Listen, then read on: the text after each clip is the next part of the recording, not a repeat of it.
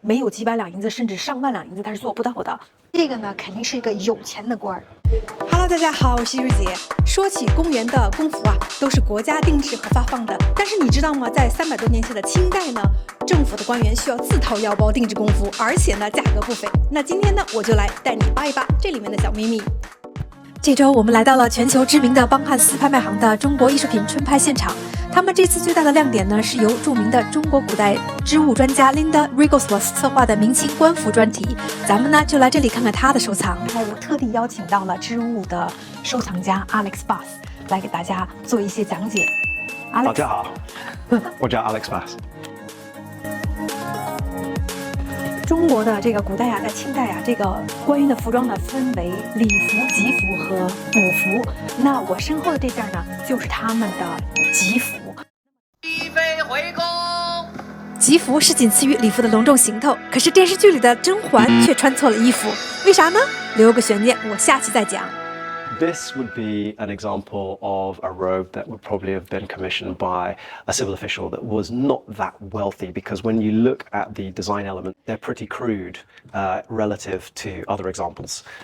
So the detail of the gold work is quite large and rough, and the detail of the faces of the dragons is pretty cartoonish.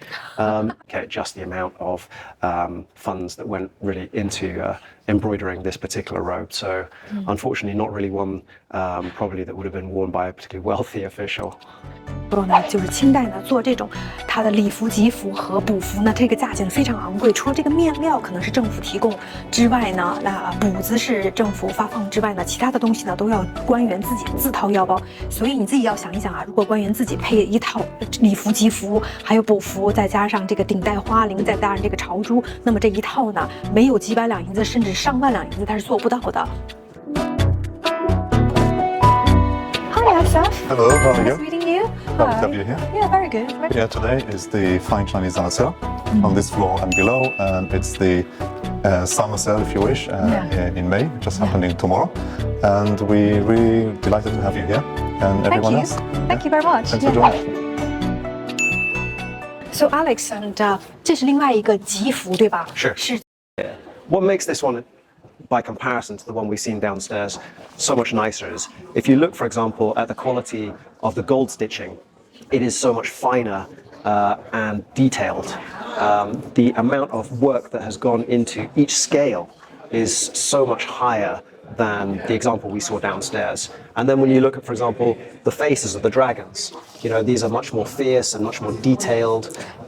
And they by comparison, the one downstairs look much more like dragons. That's right. Rather than cartoons. 你看这个眼睛 full of a lot of details and it's vivid as well.